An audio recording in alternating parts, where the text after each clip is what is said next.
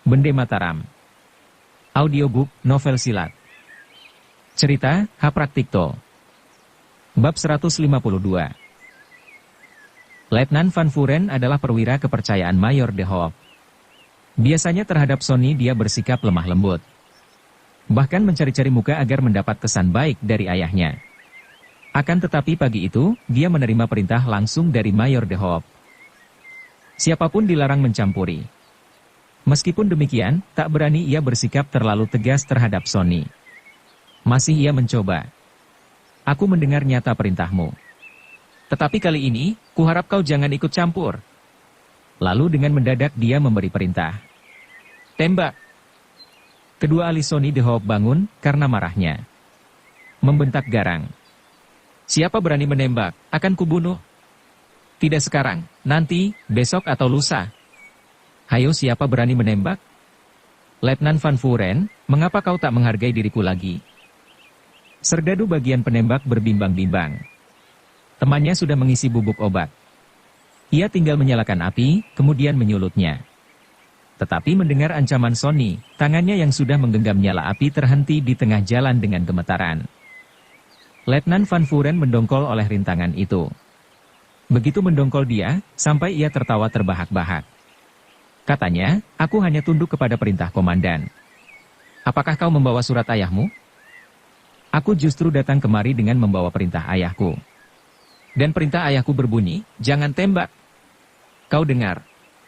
Sudah barang tentu, itulah suatu dusta karena gadis itu merasa diri terjepit ke pojok. Sebaliknya Letnan Van Vuren jadi bersangsi. Tadinya dia mengira demikian halnya. Namun melihat sikap Sonny tak wajar serta pula suaranya terdengar agak menggeletar, timbullah syaknya. Dengan hati-hati ia berkata menguji. Jika benar, manakah surat perintahnya? Sanggahan demikian sudah termasuk dalam perhitungan Sonny. Gadis itu menjawab dengan beraninya. Bagaimana ayah sempat menulis surat perintah? Inilah keputusan mendadak. Letnan Van Vuren memberi hormat takzim kepada Sonny sambil berkata, perintah ini sangat penting, Sonny. Ayahmu tahu akan hal itu. Andai kata tiada sempat menulis lagi, mestinya beliau harus datang. Sonny tahu sendiri, tanpa bukti surat perintah, bagaimana aku kelak harus mempertanggungjawabkan? Setelah berkata demikian, suaranya kini berubah menjadi tegas berwibawa. Aku minta dengan hormat, kau mundurlah. Lalu memberi perintah kepada penembak meriam sambil menghunus pedangnya. Tembak! Tembak! Siapa membangkang, aku bunuh dengan tanganku sendiri. Selama berada di bawah pimpinan opsir itu, belum pernah serdadunya mendengar Letnan Van Vuren memberi perintah begitu bengis. Maka dengan kaki dan tangan bergemetaran, serdadu penembak meriam lantas menyulut bubuk obatnya. Tetapi sebelum sumbu kena sulut, sekonyong-konyong berkelebatlah sesosok tubuh menyambar dirinya. Apakah kau kira, aku tak berani membunuhmu? Itulah suara Sonny sambil menyambar. Kaget setengah mati serdadu itu. Ia bergulungan mengelakkan. Tatkala ia dapat berdiri lagi, tubuhnya masih utuh. Memang Sonny De Hoop hanya menggertak. Semenjak tadi, dia tak bersenjata. Tetapi sekarang ia menggenggam sepucuk pedang pendek semacam bayonet. Itulah senjata serdadu tadi yang kena rampas. Diperlakukan demikian, Letnan Van Vuren kewalahan. Wajahnya merah padam, karena tak tahu lagi apa yang harus dilakukan terhadap putri komandannya. Sonny, kau membuat aku susah. Ingatlah hal itu, ia berkata setengah mengeluh. Tatkala itu fajar hari hampir habis. Udara mulai cerah benar-benar. Itulah waktu yang ditentukan untuk menembakkan meriam. Aku perintahkan, semua mundur, bentak Sonny kalap. Siapa berani mendekati meriam ini, akan kubunuh. Letnan Van Vuren benar-benar dalam kesulitan. Kalau saja Sonny bukan putri komandannya, dia dapat bertindak keras. Tetapi Sonny anak komandannya yang menggenggam masa depannya. Sekali keliru tangan, dia bisa dihukum atau dipecat. Kalau sampai terjadi demikian, habislah sudah harga laki-lakinya di dunia ini. Karena itu, dia dalam kesangsian. Sekonyong-konyong datanglah seorang bumi putra yang mengenakan pakaian pelayan. Itulah pelayan semalam yang dilihat Sonny datang menghadap ayahnya. Melihat kedatangannya, hatinya sudah merasa tak enak. Pastilah ini warta buruk baginya. Dan dugaannya benar. "Letnan," kata pelayan itu. "Perintah komandan harap terus dilakukan. Siapa saja dilarang membatalkan perintahnya sekalipun putrinya sendiri." "Mana surat perintahnya?" Letnan Van Vuren minta keyakinan. "Ini," jawab pelayan itu. Rupanya pelayan itu yang ingin mengambil muka, dengan diam-diam lari menghadap Mayor De Hoop setelah melihat peristiwa yang terjadi di tengah lapangan. Seperti diketahui, kediaman Mayor De Hoop berada tak jauh dari lapangan. Letnan Van Vuren dengan cepat membaca surat perintah itu.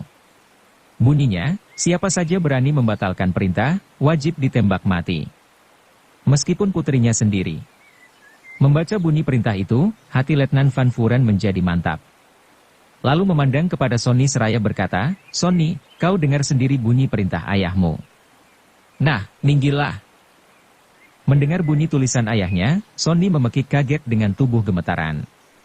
Bukan main sedihnya. Inilah untuk yang pertama kalinya ia mengenal tabiat ayahnya. Selamanya ia senantiasa dimanjakan. Semua kehendaknya dipenuhi. Meskipun yang diminta sebenarnya bertentangan dengan martabat bangsanya. Seperti tunangannya dengan Sang Aji. Karena itu, dia berani menentang perintah Letnan Van Vuren dengan mengandalkan kepada kasih sayang ayahnya. Di luar dugaan, ia menumbuk batu. Ayahnya tidak hanya berkeras kepala tapi pun sampai rela mengorbankan jiwanya bila perlu. Dia boleh dibunuh jika perlu. Alangkah dahsyat bunyi perintah itu. Apakah ini benar-benar perintah ayahnya yang dahulu sangat menyayanginya? Sungguh. Sama sekali ia tak pernah membayangkan bahwa ayahnya dapat berbuat sekejam itu. Nyatalah kasih sayang ayahnya adalah kasih sayang palsu. Alangkah jauh bedanya dengan almarhum ibunya. Teringat hal itu, ia menangis dengan hati pedih. "Sonny, mundurlah. Perintah militer tak dapat dibatalkan dengan tangisanmu. Kau mundurlah, sebelum aku terpaksa berlaku kasar terhadapmu," ancam Letnan Van Vuren. Perwira itu sudah memperoleh sandaran kuat. Karena itu, ia bersikap mantap. Sonny De Hoop menjadi putus asa. Hatinya terasa mendelong. Dunia seolah-olah jadi lawan baginya. Ia kecewa benar. Kecewa luar biasa besarnya. Mendadak saja ia memutar tubuhnya menghadap rumah Sang Aji. Lalu berkata nyaring, "Sang Aji, kekasihku. Bukannya aku tak mau membelamu, tapi karena aku tak berdaya lagi. Sang Aji, hatiku ada padamu." Setelah berkata demikian, ia menikam ulu hatinya dengan bayonet rampasannya, ia rubuh terbalik. Tapi sebelum rebah di tanah, tangannya berhasil memeluk pangkal meriam. Dan darahnya membanjir bagaikan dicurahkan. Melihat peristiwa di luar dugaan itu, Letnan Van Vuren kaget sampai memekik tertahan. Tetapi dia seorang militer. Segera ia menguasai bin, lalu memberi perintah. Setelah Sonny menikam ulu hatinya dengan bayonet rampasannya, ia rubuh terbalik. Dan sebelum jatuh ia sempat memeluk laras meriam sehingga darah yang mengucur dengan derasnya itu membasahi sumbu meriam, hingga "Singkirkan tubuhnya! Tembak!" Beberapa serdadu menarik tubuh Sonny De Hoop yang melengket pada pangkal meriam. Setelah bersusah payah mereka berhasil menyingkirkan. Letnan Van Vuren tak sabar lagi. Ingin ia membuat jasa besar. Maka ia merebut penyulut sumbu meriam, lalu dinyalakan. Dengan sekali gerak ia memasukkan penyulut itu ke dalam ruang sumbu. Kemudian buru-buru melompat ke samping. Tetapi meriam itu tidak meledak juga. Darah Sonny De Hoop masih dapat menyelamatkan jiwa kekasihnya. Sumbu dengan bubuk mesiu jadi basah oleh darah. Meskipun disulut berulang kali, tetap saja macet. Semua kejadian itu tak terlepas dari pengamatan Sang Aji. Dia seorang pemuda yang memiliki ilmu tinggi. Dengan menajamkan pendengarannya, ia dapat menangkap semua pembicaraan yang terjadi di tengah lapangan itu dengan jelas. Hatinya ikut bersitegang melihat Sonny De Hoop yang kemudian disusul dengan membunuh diri. Hatinya hancur seperti tergodam palu raksasa. Sesaat ia kehilangan dirinya seolah-olah darahnya berhenti dengan tiba-tiba. Tak terasa ia mengeluh sedih. "Sonny, cinta kasihmu kutanamkan di dalam dadaku." Tak dikehendaki sendiri ia memutar kepala mencari ibunya. Sekonyong-konyong suatu peristiwa baru lagi terjadi di depannya. Rukmini sudah berlumuran darah. Sebuah mata tombak menancap dalam tepat di tengah dadanya. Itulah tombak karatan warisan almarhum Made Tantre. Hati Sang Haji mencelos. Pada saat itu, ia terus memekik. Ibu. Kenapa? Pulang. Hati seorang perempuan memang sukar diduga. Kalau tidak masakan perbuatan Rukmini dapat terluput dari pengamatan Sang Haji yang sudah memiliki ilmu sangat tinggi. Soalnya, seluruh perhatiannya ditegangkan oleh peristiwa yang terjadi di tengah lapangan. Dan sekelumit pun tiada terbintik dalam hati Sang Haji bahwa ibunya akan membunuh diri pula mencontoh Sonny The Hope. Alasan untuk berbuat demikian sangatlah lemah. Jalan pikir Rukmini memang sangat aneh. Melihat anaknya tiada hendak meninggalkan rumah, lantas timbullah keputusannya akan membunuh diri. Ia sendiri tak dapat pergi bersama anaknya, sebelum berbicara dengan Major The Hope yang sudah beberapa tahun lamanya menjadi perlindungannya. Untuk perbuatan itu, ia merasa berutang budi setinggi gunung. Kalau ia pergi begitu saja meskipun alasan-alasannya cukup kuat serta mendesak, ia takut dikatakan sebagai makhluk tak kenal budi. Padahal anjing pun mengerti akan membalas budi. Masakan manusia tidak. Sekiranya terjadi demikian, namanya yang buruk akan menyangkut pula masa depan anaknya. Itulah sama halnya dengan meracun hidup anak tunggalnya untuk selama-lamanya. Hidup 1 tahun sebagai kambing, apakah senangnya? Itulah bunyi tulisan Wirapati pada tombak almarhum suaminya yang senantiasa mengiang-iang dalam kalbunya. Dengan mata kepalanya sendiri, ia menyaksikan betapa Sonny dengan gigih hendak menyelamatkan jiwa anaknya. Hatinya terharu. Sedangkan seorang yang bukan sanak bukan kadang, berani mempertaruhkan jiwanya. Masakan dia yang melahirkan Sang Haji dari rahimnya sendiri? Tidak. Hebat getaran hatinya tatkala mendengar pekik penghabisan Sonny yang menyatakan rasa cinta kasih yang tulus terhadap anaknya. Dan begitu melihat Sonny The Hope menghabisi jiwanya sendiri, lantas saja ia menikam dadanya. Anakku.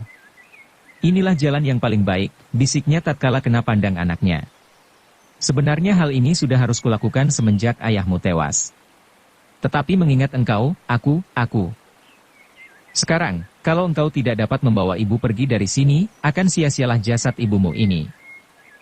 Dengan hati pecah Sang Haji menyambar tubuh ibunya dan memeluknya sambil menciumi ibunya sudah menjadi mayat. Tangkap! Tangkap, terdengar suara Letnan Van Vuren. Opsir itu seperti menjadi gila, tatkala melihat meriam kebanggaan kompeni macet oleh darah Sonny The Hope yang membasahi sumbu dan bubuk mesiu. Itu berarti akan mensia-siakan kesempatan yang baik untuk membuat jasa. Sebentar kemudian terdengarlah suara letusan senapan. Dan dalam ruang pendapa rumah Sang Haji, peluru lantas berdesingan. 8 serdadu maju berbareng hendak menangkap buruannya. Sang Haji sangat bersedih. Hatinya terluka. Tubuh ibunya terus dipeluknya. Tatkala melihat berkelebatnya bayangan orang maju mengepung rumahnya rapat-rapat, teringatlah pesan ibunya bahwa ia harus membawa jasad ibunya pergi dari Jakarta. Suatu perasaan ajaib bergelora di dalam dirinya. Ia harus melaksanakan pesan yang penghabisan itu dengan sebaik-baiknya. Berhasil atau tidak, bukan soal. Yang penting, ia benar-benar sudah membuktikan. Inilah kebaktiannya yang terakhir terhadap ibunya yang dicintainya dengan segenap hatinya. Maka terbangunlah semangat tempurnya. Hebat akibatnya. Dengan memondong tubuh ibunya, ia menyambut serbuan itu dengan sapuan kaki. Selama memiliki ilmu sakti warisan Pangeran Semono, belum pernah ia bertempur dengan sepenuh hati. Tapi kali ini, hatinya terlalu sakit, ia mengerahkan segenap kemampuannya untuk melawan musuh yang kebetulan sangat tepat. Suatu kesiur angin dahsyat menderum bagaikan gelombang pasang.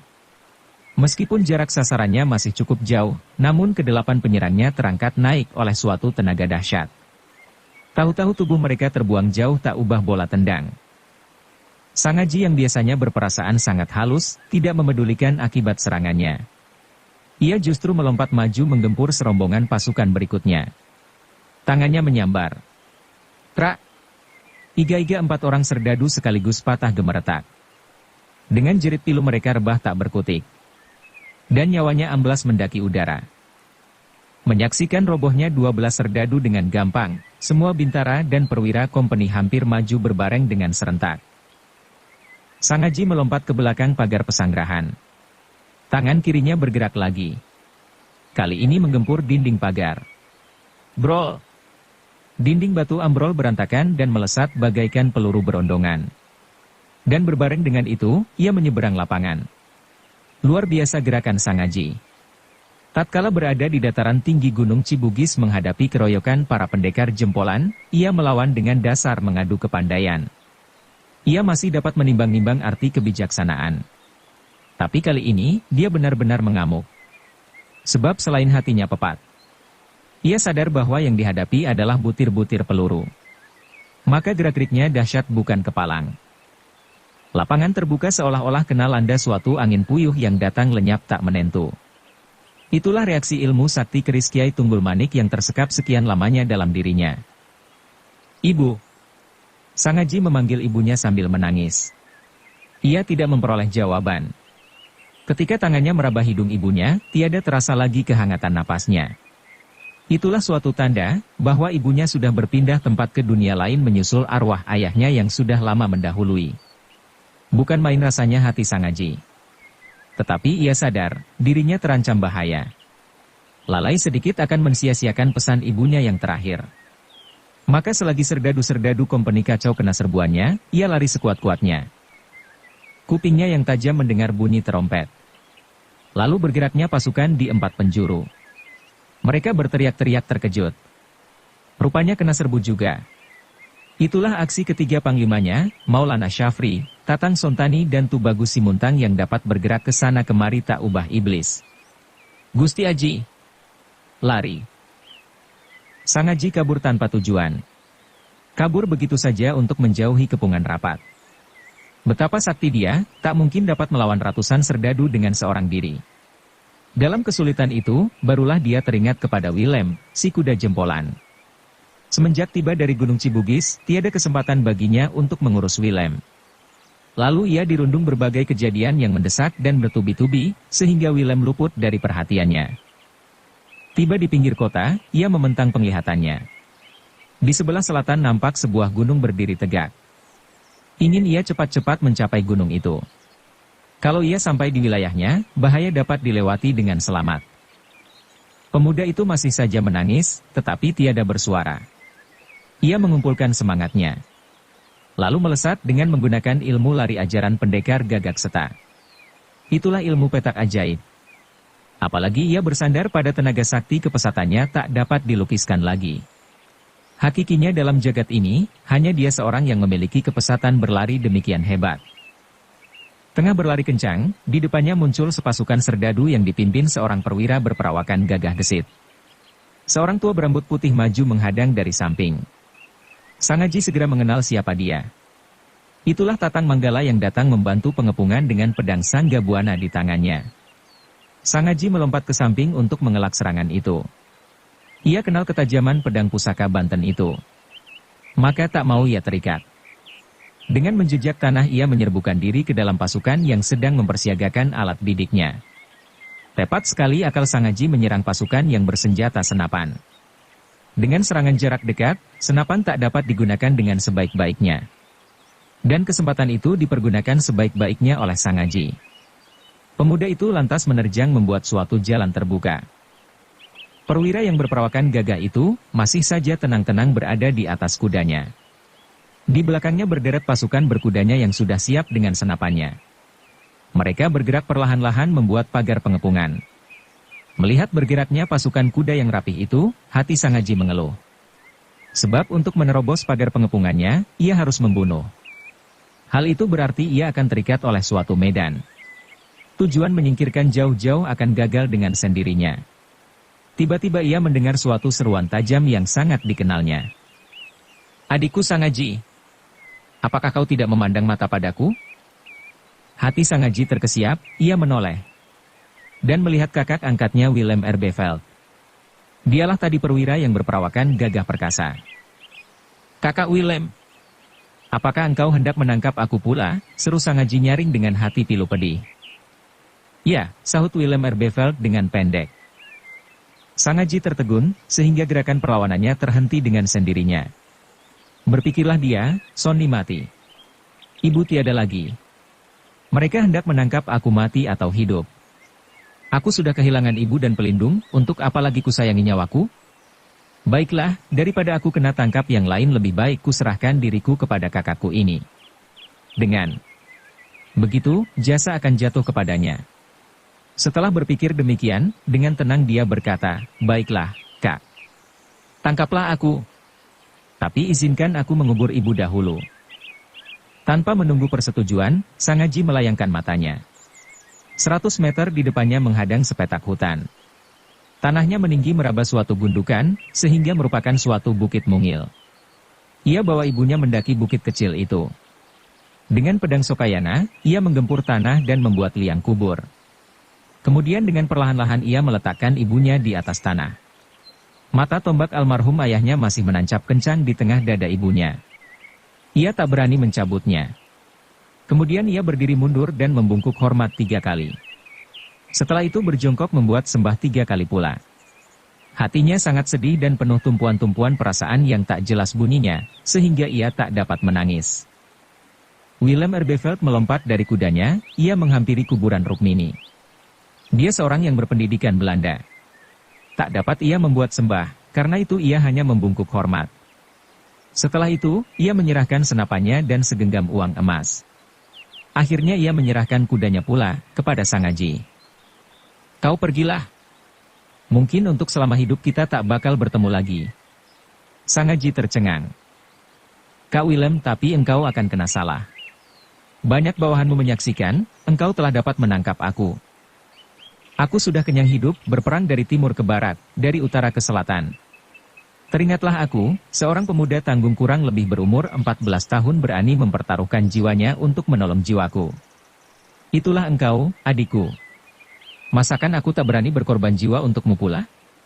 Maka itu, pergilah," kata Mayor Willem Erbeveld. Tapi engkau akan kena salah. Biarlah aku mati. Hidupku toh sudah jadi tawar. Aku kehilangan semua yang menambat hatiku. Di depanku hanya tergelar suatu teka-teki belaka. Sang Haji menyahut dengan suara gemetaran. "Meskipun engkau kini seumpama sudah menjadi raja, aku masih menganggap engkau adikku. Tetapi kemungkinan besar, pasukanku berpikir lain. Engkau dipandang sangat tinggi. Kalau mereka dapat menangkap engkau, akan besar jasanya." Mayor Willem Erbeveld memperingatkan. "Pergilah, selagi aku masih dapat menguasai mereka. Cepat!" Dengan perlahan-lahan, Sang Haji menuntun kuda pemberian Willem Erbeveld setelah memanggul pedang Sokayana di atas punggungnya kembali. Seluruh pasukan Mayor Willem Erbeveld melompat dari kudanya. Ternyata mereka adalah serdadu-serdadu Tangsi yang pernah bergaul dengannya tatkala dia masih hidup di dalam Tangsi. Willem Erbeveld melompat dari kudanya. Ia menghampiri kuburan Rukmini, lalu memandang Sang Haji lama-lama. Dengan Rukmini ia mengenal hatinya, lewat Sang Haji yang luhur serta mulia budi. Apa sebab seorang perempuan yang pernah melahirkan seorang pemuda seluhur itu, dapat melakukan bunuh diri? Ia mencoba mengingat-ingat dan merenungkan. Rukmini seorang perempuan desa yang sederhana hatinya. Ia kawin dengan Made Tantre, seorang bekas prajurit dari Pulau Bali. Agama Hindu Bali dewasa itu masih keras. Seorang istri yang kematian suaminya, harus pula ikut mati dibakar dengan mengantarkan suaminya kembali ke alam baka. Itulah perbuatan cinta dan kesetiaan abadi. Dan sedikit banyak paham ini pernah meresap dalam hati Rukmini yang sederhana. Tatkala suaminya dahulu tewas, sebenarnya ia sudah bermaksud hendak ikut mati pula. Tetapi teringat akan anaknya, ia mengurungkan niatnya. Hal itu bukanlah berarti ia sudah melepaskan diri dari suatu paham yang sudah menjadi keyakinannya. Setiap kali ia merasa diri kena amat-amatan suaminya di alam baka. Karena itu, ia pernah jatuh sakit selama hampir 1 minggu tatkala Sang Haji gagal melakukan tugas suci membalas dendam keganasan Pangeran Bumi Gede. Di atas tempat tidur ia berjanji kepada suaminya hendak segera menyusul ke alam baka, manakala Sang Haji sudah menjadi orang. Sekarang terjadilah peristiwa Mayor de Hoop. Hatinya yang sederhana dan bersih terpukul oleh perkembangan hidup. Sebagai seorang yang berhati sederhana, ia merasa diri tak pantas meninggalkan kota Jakarta tanpa pamit. Lebih baik ia mati daripada merosot kehormatan dirinya sekeluarga. Taruh kata ia meninggalkan Jakarta dengan Sang Haji, apakah kata Mayor de Hoop? Ia akan ditertawakan, diejek, dibicarakan dan dikutuk sejarah sebagai seorang yang tidak kenal budi. Ia ikhlas mengorbankan diri untuk anaknya, tapi tidak rela apabila anaknya pun ikut pula mati. Ia mencoba membujuk anaknya agar meloloskan diri dari kepungan. Tapi Sang Aji tak mau. Pemuda itu pun berkeras hati hendak mati bersama dengan ibunya. Perempuan yang berhati sederhana dan bersih dalam kebingungan. Dalam saat-saat yang sangat penting, manusia ini sering memperoleh titik penyelesaian. Tiba-tiba saja timbullah keputusannya, hendak mati untuk menebus budi berbareng menyelamatkan anaknya. Dan keputusan ini dipicu pula saat melihat matinya Sonny de Hoop. Gadis Belanda itu rela membunuh diri untuk menyatakan cinta kasihnya terhadap anaknya. Hati seorang ibu manakah yang tidak tergetar oleh peristiwa yang suci itu? Pada detik itu juga, semua keraguan lenyap. Dengan niat menebus budi, menyusul arwah suaminya berbareng menyelamatkan anaknya, ia lalu menikam dadanya. Sadar perbuatan Rukmini itu atas dirinya. Dalam jiwanya akan melayang, masih ia berpesan kepada Sang Aji agar membawa jenazahnya keluar dari rumah. Ia kenal akan hati anaknya yang patuh dan berbakti padanya. Ternyata pengorbanannya tidak sia-sia. Tuhan meluluskan jalan bagi seseorang yang bertujuan suci bersih. Willem Erbeveld seorang Indo berpendidikan Barat. Meskipun demikian, ia dapat merasakan perjuangan hati Rukmini yang sederhana itu. Tanpa berbicara, ia lalu membungkuk hormat terhadap arwah seorang wanita yang selama hidupnya belum pernah memikirkan suatu kebahagiaan untuk dirinya sendiri. Kemudian ia menyerahkan senapannya dan segenggam emas. Akhirnya ia menyerahkan kudanya pula kepada Sang Aji. "Selamat jalan adikku, kau selamatlah pulang ke kampung halaman," kata mereka hampir berbareng. Terharu hati Sang Aji sampai ia menghela napas. Ia lantas membungkuk hormat kepada mereka. Setelah itu ia melompat di atas kuda pemberian kakak angkatnya Mayor Willem Erbeveld. 2 hari 2 malam ia melarikan kudanya. Ia hanya berhenti untuk memberi makan dan minum kudanya. Untuk dia sendiri, ia tak memikirkan. Nafsu segalanya lenyap dari perbendaharaan hatinya. Dunia baginya seolah-olah tawar. Kuda pemberian Mayor Willem Erbeveld termasuk seekor kuda pilihan. Tetapi dibandingkan dengan si Willem, selisihnya masih jauh. Meskipun demikian, dengan berlari kencang terus-menerus sampailah dia di Jati Barang pada hari ketiga. Pada hari keempat, ia memperlambat perjalanan. Pikirnya, untuk apa aku terburu-buru? Ia hampir berhenti di tengah jalan dengan pikiran muram. Tiba-tiba teringatlah dia akan pesan ibunya untuk mengembalikan 2 pusaka warisan Pangeran Semono. Teringat hal itu, semangatnya timbul. Sekarang ia mempunyai tujuan. Dan dengan tujuan itu, perjalanannya terasa menjadi lancar. Sekarang ia telah memasuki wilayah Kesultanan Cirebon. Dan kembali ia merasakan dirinya asing. Kemana kelak kalau melaksanakan pesan ibunya? Dalam beberapa bulan saja, ia telah kehilangan 3 mutiara hidupnya. Titisari, Sonny de Hoop, dan ibu. Tiada lagi ia mempunyai sanak atau kadang. Bahkan rumah pun tiada. Yang ada tinggal kedua gurunya, paman-paman guru dan eyang gurunya, Kiai Kasang Kesambi yang bermukim di atas Gunung Damar. Selagi ia bermenung demikian, sekonyong-konyong terdengarlah seorang memanggil dirinya. Ia menoleh dan melihat seorang laki-laki tua menunggang kuda yang datang padanya dengan pesat. Setelah diamat-amati, ternyata Tatang Manggala. "Tuhanmu menyaksikan, engkau telah dapat menangkap aku." "Berhenti. Aku ingin mendengar perkataanmu," serunya nyaring berulang kali. Sang Aji menahan kendalinya. Dengan tenang ia menunggu. Tak lama kemudian, Tatang Manggala mendahului beberapa langkah dengan sikap menghadang. Ia bercokol pula di atas kudanya dengan melintangkan pedang Sanggabuana. Berkata garang, "Hampir 5 hari aku menyusulmu, ternyata engkau masih bisa berlari cepat. Kakak angkatmu membebaskanmu, tetapi aku tidak. Sekarang jawablah yang jujur. Kau masih kembali ke Jawa Barat atau tidak?" Dengan orang tua itu, 3 kali Sang Aji pernah bersua selintasan. Yang pertama di Padepokan Tabib Sakti Maulana Ibrahim. Yang kedua di atas pegunungan Cibugis. Dan yang ketiga tatkala ia bertemu dengan pasukan Mayor Willem Erbeveld. Ia tak mempunyai permusuhan langsung dengan dia. Rasa permusuhannya hanya berhubungan dengan kedudukannya sebagai ketua himpunan Sangkuriang. Karena itu, ia bersikap tenang tiada kesan buruk. Dengan matanya yang tajam ia kini dapat melihat perawakan Tatang Manggala dengan tegas. Ia seorang yang berperawakan tegap. Usianya sekitar 70-an tahun. Meskipun demikian, tubuhnya nampak masih kekar dan kuat. Pandang matanya jernih, suatu tanda bahwa ia tak berhati buruk. Nah, jawablah pertanyaanku itu, ia mendesak. Sangaji tak segera menjawab. Pendengarannya yang tajam menangkap bunyi pernapasan beberapa orang yang berada tak jauh daripadanya. Di antara mereka terdapat napas seorang perempuan. Hatinya tercekat. Ia tak tahu apakah mereka musuh atau lawan.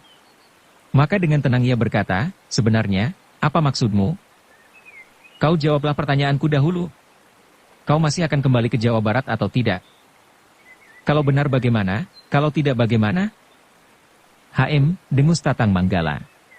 Kalau kau masih berangan-angan kembali ke Jawa Barat, hari ini aku terpaksa membunuhmu. Di atas Gunung Cibugis, kau disertai budak-budakmu. Dan beberapa hari yang lalu, kita diganggu serdadu. Sekarang kau sendirian, aku pun begitu. Nah, marilah kita mencoba-coba siapakah yang lebih unggul. Tatkala Sangaji mengintip di padepokan Tabib Sakti Maulana Ibrahim, sedikit banyak ia telah mendengar latar belakang riwayat hidup Tatang Manggala. Orang tua itu mengabdikan diri kepada kerajaan Banten. Ternyata ia seorang hamba kerajaan yang setia. Meskipun Ratu Fatimah tiada lagi, masih ia bekerja untuk kewibawaan kerajaan Banten. Sangaji tersenyum mendengar ujar Tatang Manggala yang berkesan ketus. Hendak ia menyahut, tiba-tiba terdengarlah suara lantang. Kau masih ikut-ikutan pula. Dan begitu habis suara itu muncullah seorang perempuan tua dari balik belukar. Tubuh perempuan itu melengkung karena dimakan usianya. Namun gerak-geriknya gesit. Ternyata dia Dyah Kartika, adik seperguruan Tatang Manggala, juga salah seorang anggota himpunan Sangkuriang. Di depan ketua kami, masakan kau berani menjual lagak, bentak Dyah Kartika tak senang. Kemudian dia berputar menghadap Sangaji dan terus membuat sembah adat istiadat Pasundan. Katanya Takzim, hamba duta himpunan Sangkuriang menghaturkan sembah kehadapan Paduka. Sangaji melompat dari kudanya. Ia membalas hormat seraya membalas. Apakah bibi yang disebut Dyah Kartika? Benar. Itulah hambamu. Dyah Kartika membuat sembah lagi. Kakak seperguruan hamba berlaku sangat kurang ajar kehadapan Paduka. Perkenankan hamba mengajar adatnya. Sangaji melirik kepada Tatang Manggala yang nampak pula merosot dari punggung kudanya. Ia tahu, Tatang Manggala kakak seperguruan Dyah Kartika yang bersimpang jalan setelah masing-masing menjadi dewasa. Sekarang Dyah Kartika minta izin kepadanya untuk menghajar perilakunya yang tidak disetujui. Kalau ia menyetujui, rasanya kurang tepat. Pikirnya, betapa berbeda jauh pahamnya, tetapi mereka adalah saudara seperguruan. Kalau sampai bercedera akan merupakan suatu kejadian yang sangat menyedihkan. Menimbang demikian, ia segera berkata, Bibi, nampaknya Paman Tatang Manggala tidak akan mau sudah, apabila belum kubuatnya puas. Biarlah dia berbuat sekehendaknya. Hai, bagaimana kau kenal namaku, teriak Tatang Manggala. Di dunia ini, manakah yang tidak diketahui pemimpinku? Apalagi hanya namamu yang tiada harganya, bentak Dyah Kartika dengki. Sangaji tersenyum menyaksikan lagak lagu Dyah Kartika yang berkesan rada-rada liar itu. Katanya sabar, secara kebetulan aku kenal dengan keponakan murid Paman, Manik Angkeran. Dialah yang banyak membicarakan Paman. Ah, bocah itu? Tatang Manggala memotong sengit.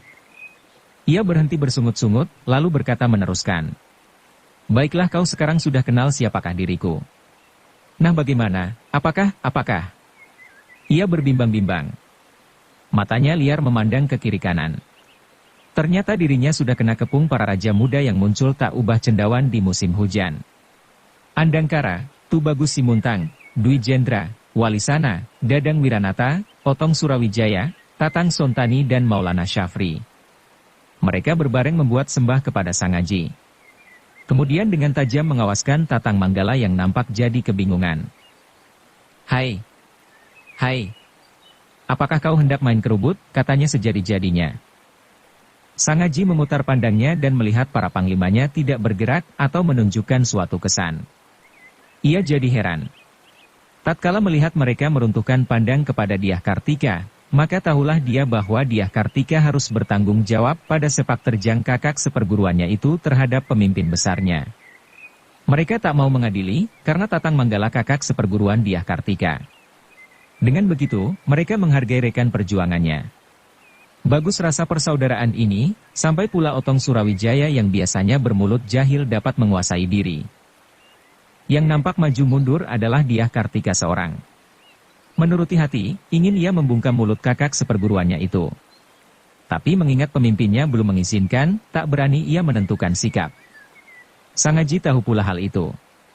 Maka ia maju menghampiri Tatang Manggala dan menegas. Manik angkeran kemenakan murid paman, sekarang menjadi laskar kami. Sepatutnya tak dapat aku bermusuhan denganmu. Tetapi berkatalah, bagaimana aku akan membuatmu puas. Kalau kau mau pergi meninggalkan wilayah Jawa Barat, pergilah. Aku bahkan akan mengantarkan sampai di sini. Tapi bila kau bermaksud akan balik kembali di kemudian hari, aku harus merintangi mulai sekarang. Bersambung ke bab 153. Dukung kami dengan subscribe, follow, like, komen dan share. Terima kasih.